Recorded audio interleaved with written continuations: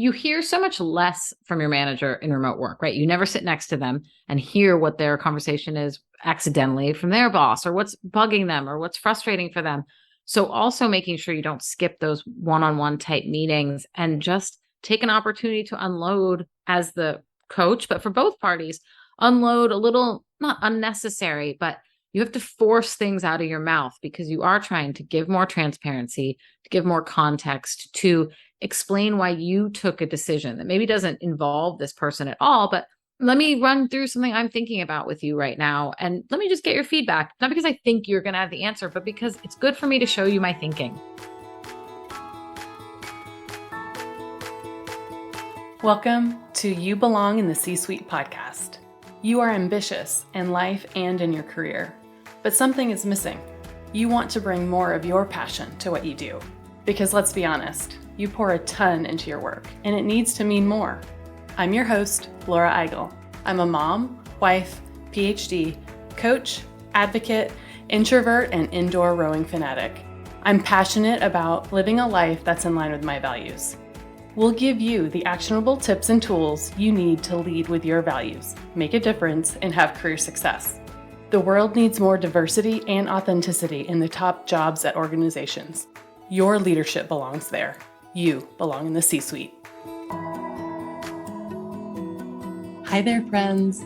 My first book, Values First: How Knowing Your Core Beliefs Can Get You the Life and Career You Want, is now out in the world. Thank you so much for your support of the book. With your help, we are a #1 Amazon bestseller in the business ethics category and a #1 new release for time management in business and business etiquette. I have poured my heart into this book with personal stories and stories from my coaching clients using the Values First framework. Between the constant pressure of job performance and demands on your time, it's easy to lose sight of your values, letting them shift out of alignment. Those simple misalignments are keeping you from feeling joyful and fulfilled. Learn how to recenter your life and career around what truly matters to you. Order Values First now at your favorite independent bookstore or at Barnes & Noble or Amazon. I want to make sure that you are the first to know about every book activity that we have in store, including virtual and in-person events. Stay up to date by joining our list at thecatchgroup.com/valuesfirst. That's thecatchgroup.com/valuesfirst.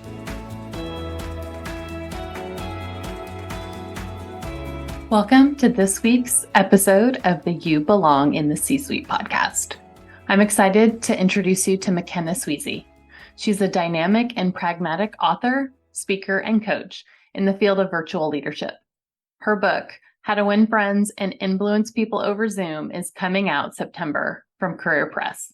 With years of global and inherently virtual leadership under her belt, McKenna has spent countless hours crafting her management skills to be as effective in person as from 6,000 miles away, and wants to share that information with you. Her career has spanned successful startups like Taboola, where she spent 5 years and which IPO'd in 2021, and to the venerated Financial Times, where she served as head of global marketing. And now again, she's the VP of marketing at an early stage startup. This has given her insight into how different types of companies function and how those nuances affect people doing their best work remotely.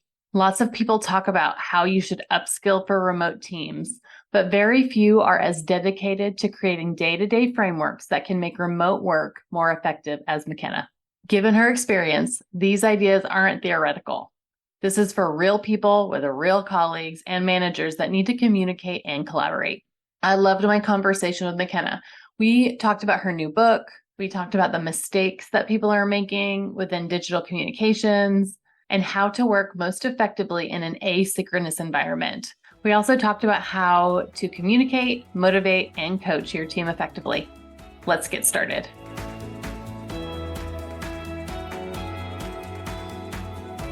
I want to welcome you to the You Belong in the C-Suite podcast. Thank you so much for joining us. I am delighted to be here. Well, before we get going, because I want to pick your brain on so many things, before we get going, can you tell us more about yourself? Can you tell us your story?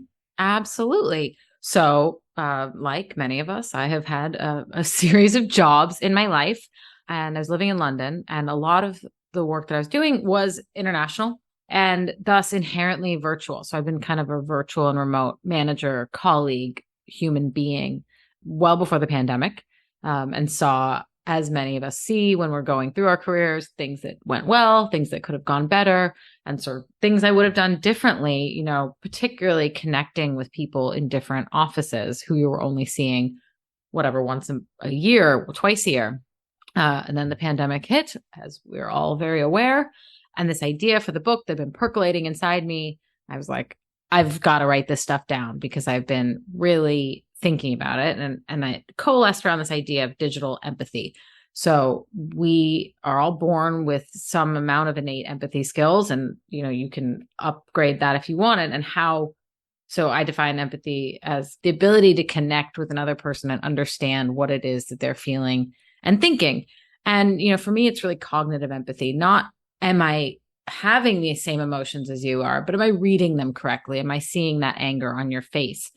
And that's really much harder over Zoom, particularly if your camera's off. I'm definitely not seeing it. So am I getting it from the way you are phrasing your emails? Am I seeing it in the way you comment on my document when we're working together? How am I grasping your emotions and then reacting to them? And again, back to cognitive empathy, not to change how you are, or even maybe your feelings are totally rational and valid and I can't fix them, but I need to know they're there, particularly if I'm your manager or you're my manager. But for all colleagues, we want to do the best work we can together. So I coalesced around this idea of digital empathy and the different ways that we can be cognizant of when this comes up and practice being better at it. And then ways that we can build our teamwork so that you have more experiences with each other to have more to draw on. It's easier to read people's emotions the more emotions you've seen them have. So anyways, my book is called How to Win Friends and Manage Remotely. It's coming out in September 2022. Maybe someone's listening to this way in the future in 2025 and they'll be like, oh, it was ages ago. But hopefully all still relevant. I really kind of wrote it on the assumption that we'd be moving to this kind of hybrid world and we would be seeing each other in person again, but that the vast majority of work for many corporate workers was going to still happen over Zoom. So yeah, that's me. Thank you so much for bringing us back to why you wrote this. And this idea, I loved how you described it as, these are things that you've been doing for years and years, but everybody else was kind of forced into some of this new ways of working, the new normal, all the cliches that we've been talking about, right? That you're probably sick of hearing. It's not going away. Even if some leaders are saying, oh, it's back to where it was. We're finally back to pre-pandemic.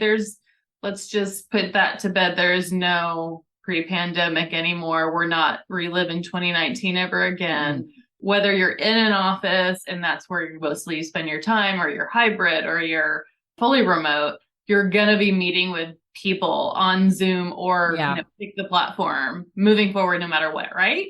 Exactly. And I think the pandemic has forced us, again, back to people who are fully back in the office. There's a change in the way we use tools, use them with external suppliers, et cetera. I think we have moved towards more understanding of asynchronous tools, project management software, like those things.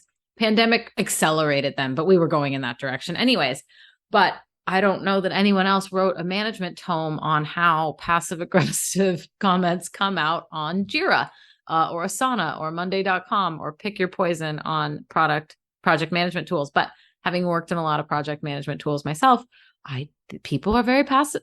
Not all people, but people, just like they can be passive aggressive in the office, can be passive aggressive when assigning you a task on Asana. So, it was sort of that. It's exactly that. Like, it doesn't matter.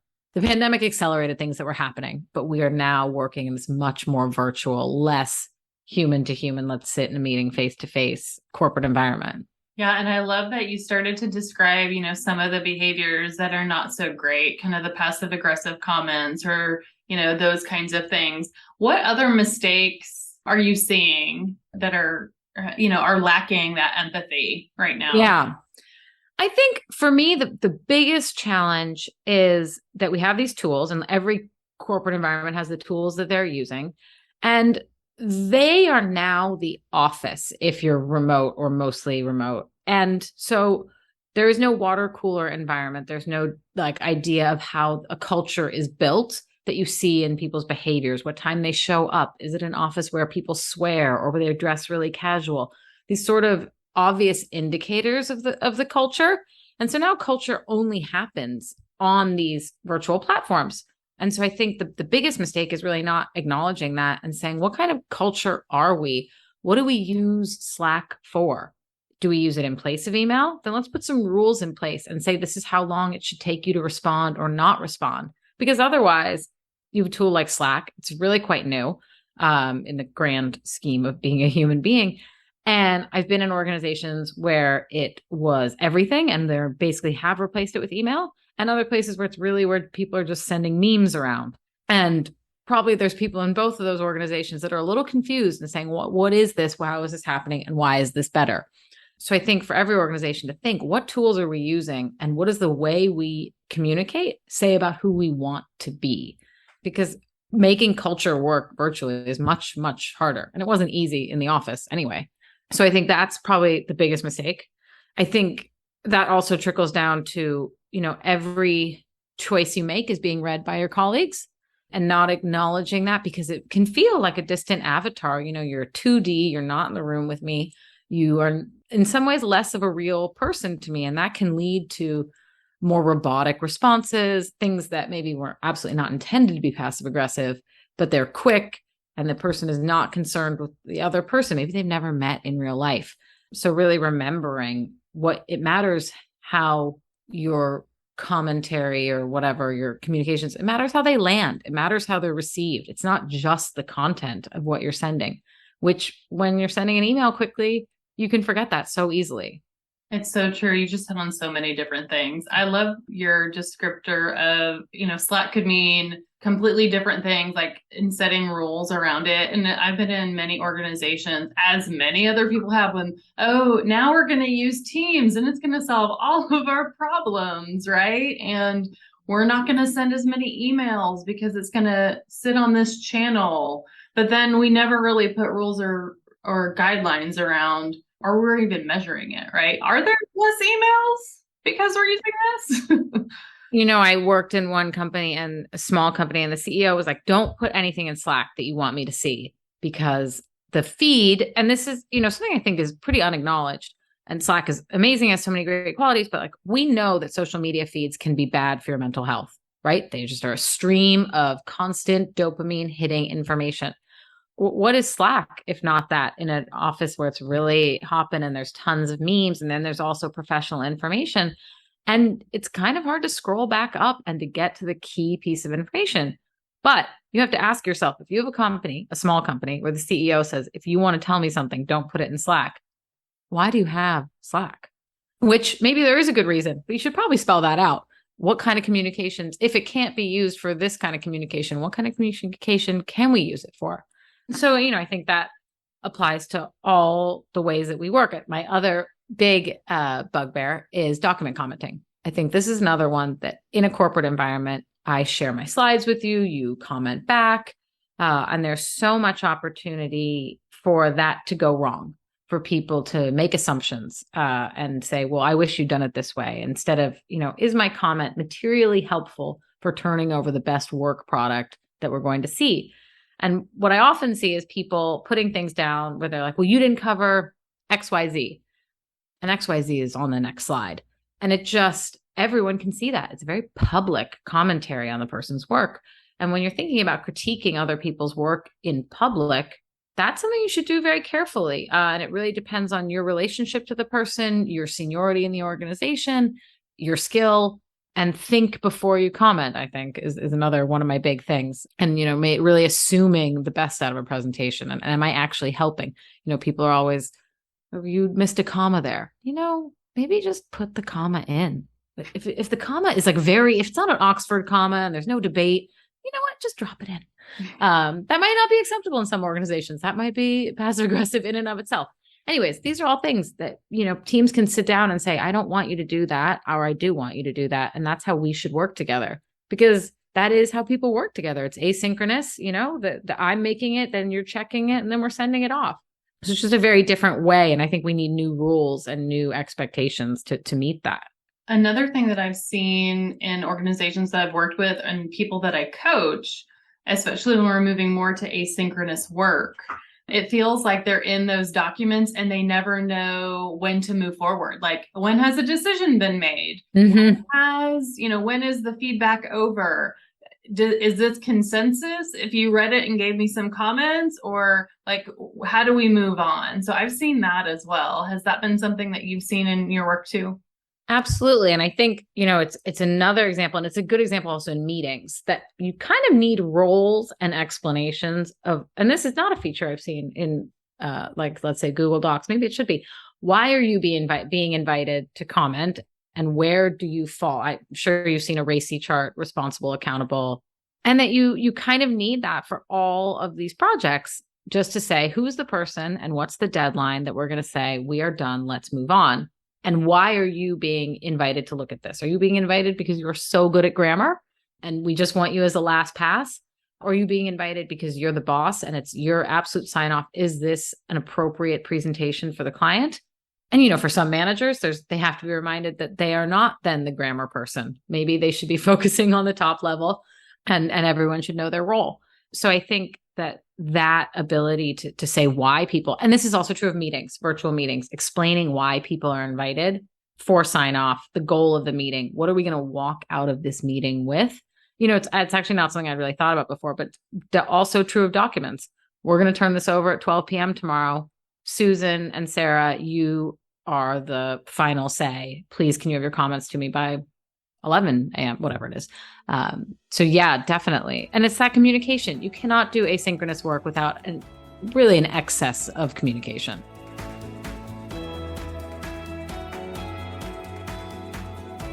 The world is getting more and more complex and a bit chaotic. Pandemic, social unrest, recession, hybrid workforce, you name it, it is here. And it's hard to navigate home and work for yourself and for your team. And what about time for you? It seems non-existent.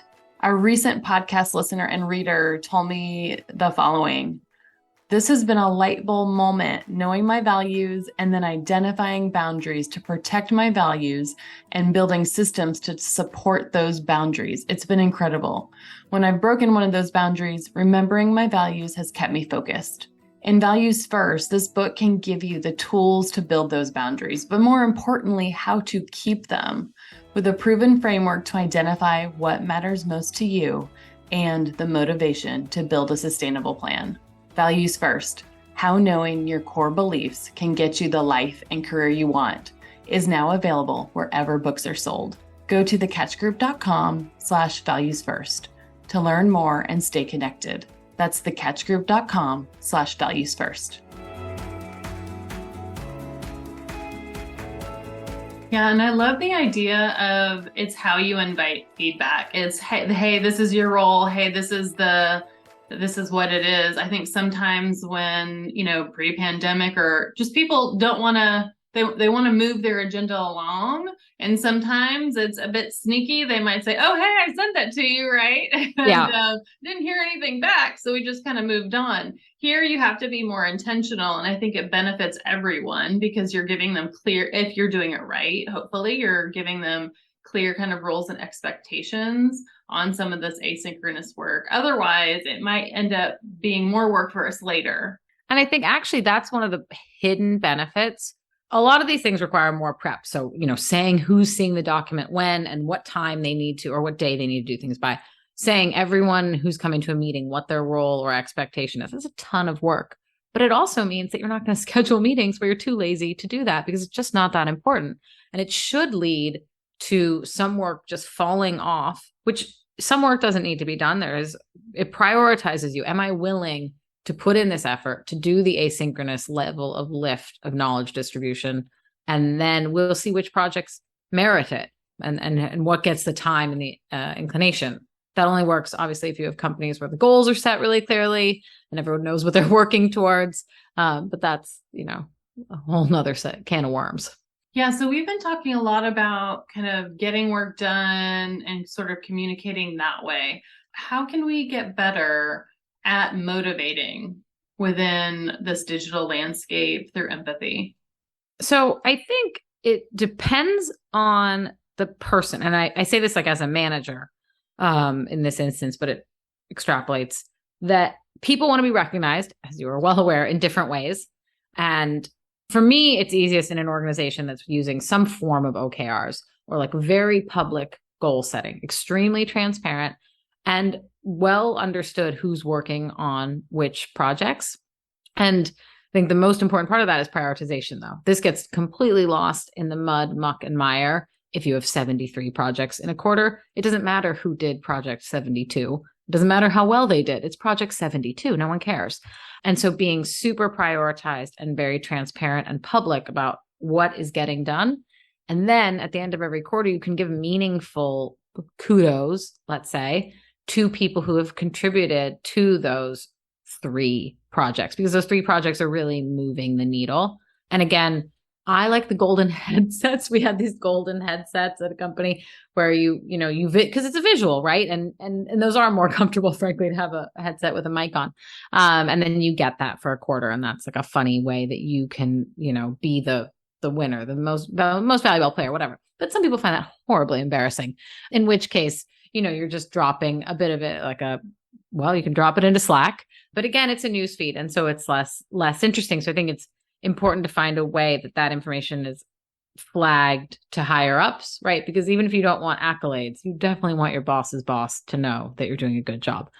So finding that channel, which may or may not be Slack, but ensuring that the right people see it, and that for people who need that very visible gold star, that you have ways of doing very visible gold stars, because you can't obviously see it in any other way in the office. I love that example too. But to your point, like not everybody's gonna want that. So No. how do you make it personal as well? What about coaching? So as we are working through all these projects with all these deliverables and all these different platforms, how can we be a really great coach in this hybrid environment? So I think it's the exact same sets of information. You need to be more ready for asynchronous coaching. Yes, of course, you still have the conversations, probably at the same, if not more frequent cadence. But I think I notice that when I'm mentoring someone or managing someone now, I need to take more notes because I just have more information going on. I have less visual cues. The visual cues kind of remain the same. Your brain is processing so many things. But if we were to speak again in a month, the only visual cues I have that will change might be like the color of your sweater. Whereas if we did this in an office, it might be a hot day, it might be a cold day, and the next day would be a rainy day. Those are all contributing to the passage of time that I'm dealing with. I'm not really dealing with passage of time in my little gray office. So I like to rely on more asynchronous tools. So, a lot more note taking, a lot more like little check-ins, and even a shared document so that you have like a recorded conversation. Are we on the same page? Because again, I'm not getting as much feedback from you, from your visual cues, your hand gestures, whatever. So making sure that information is transmitted. I think it also, I wrote this because I feel naturally very empathetic. So I'm always like very attuned to like microaggression. Oh, passive aggressive. That was passive aggressive. People are like, I guess it might have been, but maybe you're overthinking it. I'm always overthinking it, but that's okay. People are different. But I know that I've had managers who were not like that at all. And they were very calm, cool, collected, didn't need that connection. We're very much like, you're getting your work done, whatever, onward ho, we don't need to connect. And I think that can also be a problem if you are coachee and you want more. So I think it's really valuable then to, again, it's back to asynchronous, setting up a calendar, being very prosaic. In January, we talk about annual goals. In May, we say, what are you going to do this summer to take some time to really recharge and take some time off? Obviously in October, we're looking at planning for next year. How are we going to think about the goals? And then different things you can splice through. And just remember, every month, we need to cover this, because otherwise you can say, we're good. Nothing interesting is happening. There's not much to cover, but there's always something to cover. And if you want to be a good manager and it's not in your inclination to reach out like that, you might miss out on employees who really thrive off that, who really need that sort of moments of connection.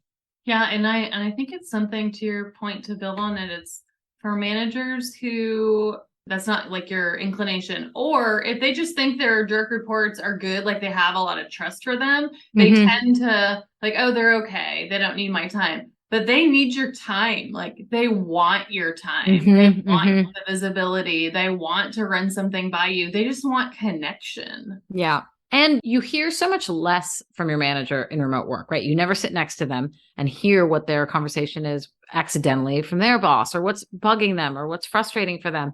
So also making sure you don't skip those one-on-one type meetings and just take an opportunity to unload as the coach, but for both parties, unload a little, not unnecessary, but you have to force things out of your mouth because you are trying to give more transparency, to give more context, to explain why you took a decision that maybe doesn't involve this person at all, but let me run through something I'm thinking about with you right now. And let me just get your feedback, not because I think you're going to have the answer, but because it's good for me to show you my thinking.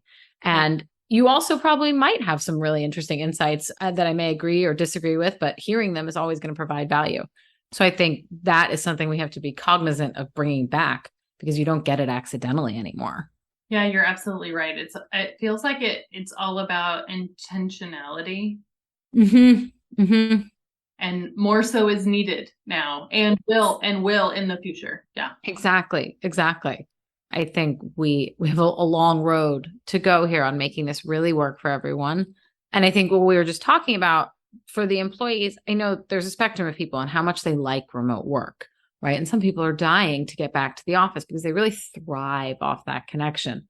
Well, what would make that work for them? How could you find ways that they would feel more connected? And then obviously for people who thrive off completely remote work and very asynchronous, that might be a little bit easier, but making sure that they feel seen and heard, and it's not just output oriented, because you can get really focused on the output without thinking of the things that make you a team. Yeah, absolutely. And what have you seen within the organizations you've worked in? Is there a balance of coming together, even if you are fully remote, offsites, whatever it is? Have you seen a best practice there? I think we're in a bit of an awkward position. Obviously, people are still rightfully uncomfortable, many with travel. And so you definitely have an issue now, and because that is disproportionate, right? Some people are happy to travel, some people are not. And so I think there's that one will have to evolve extremely. I think that being said, there's room to do team building in a way that works for hybrid. There's room to do more team building. I think we had an issue in the beginning of the pandemic where everyone was doing Zoom drinks or Zoom painting classes, and it's not nice after a day spent on Zoom. But if your work evolves to be more asynchronous, if your work evolves to a place where now you have new colleagues who you didn't have 2 years ago, we actually do need to find a way to weave those adventures in. And I think one of the things that I've seen work successfully is leaning on the things that are naturally digital first. So things that are like sort of gaming experiences where you can participate on one screen that's all in front of you. I don't know, like horse racing is a great example. Digital horse racing, not real horses, where there's no reason that experience is not as fun. I mean, camaraderie is always better in person, but you're still all watching the same screen. And so you can have these experiences, anything with virtual headsets for companies that have, deeper pockets, that makes it a lot more interesting. And just finding the things that work and keeping the cadence up in a way that feels useful and not overwhelming. I'd also say the last one is finding ways that are trainings that are fun, but that have that element of, if I do this, I'm going to get better. I'm sure you've seen this, like public speaking trainings tend to be kind of soul bearing because people get nervous, but a lot of people want to do it even if they're terrified because they know that this is what makes you better at your job. So that's a great, and actually it's a useful skill over Zoom too. Am I good at speaking over Zoom? It's a great example where people want to do it because it's good for them, but it's also good because now you and I are sharing our fears and we're sort of, walking through fire if you're petrified of public speaking. So finding those examples where it is a benefit to the individual so that they don't feel like I'm giving up this time that I don't really want to spend doing Zoom things. Thanks so much for those examples. So as we conclude our conversation, can you give us one thing you wish people would stop doing and one thing that you wish people would start doing to increase their digital empathy? This is controversial. Okay. I think we should go camera off a little more. Ooh, Now, talk about more. intentionality. Mm-hmm. You cannot do that if that is because you are looking at the other screen typing. That is not how that works. But as we are all well aware, camera technology isn't perfect and is nowhere near the speed at which your eye is taking in information. But audio technology is actually pretty close, and particularly in one-to-one conversations, this is not so far off from what it would sound like if we were sitting across from each other. And humans are very well capable of hearing so much from each other's voices. You know, what mood you're in, what kind of sleep you got last night, what kind of person you are. And that makes you focus a little bit more and not get distracted. But again, I mean, you said it, intentionality. If you're not being 100% present in that call, then the camera does obviously function as a tool to tell me where your eyeballs are. So it's kind of like a crutch, a Band-Aid. I don't know. You're like the teacher telling people what to do. Mm-hmm. But that's one thing that I think, it's a little less exhausting. It can be a little more soothing. So it's something I think that we've forgotten how to use. I guess that was kind of the answer to both, right? We should stop being so focused on video and start listening more to each other's voices. I like it. I like it a lot. Thank you so much for this conversation and sharing your thought leadership with us today. And how can we best connect with you? Yeah, absolutely. So I have a newsletter, which you can find at McKennaSweazey.com, which is kind of hard to spell. So I'll spell it McKennaSweazey. I mean, that one's always a mouthful. And then obviously my book, which is How to Win Friends and Manage Remotely, is available on Amazon and Barnes & Noble and all good booksellers, available for pre-order now. Wonderful. Thank you so much. And we will link all of those in our show notes. And thank you so much for being with us today. I want to thank you so much for listening to the You Belong in the C-Suite podcast. If you are enjoying this content, please remember to rate and review on Apple Podcasts. By leaving a review, you are helping others find this content. We will be featuring 5-star reviews on air in upcoming episodes. Editing and support for the podcast is done by S&E Podcast Management.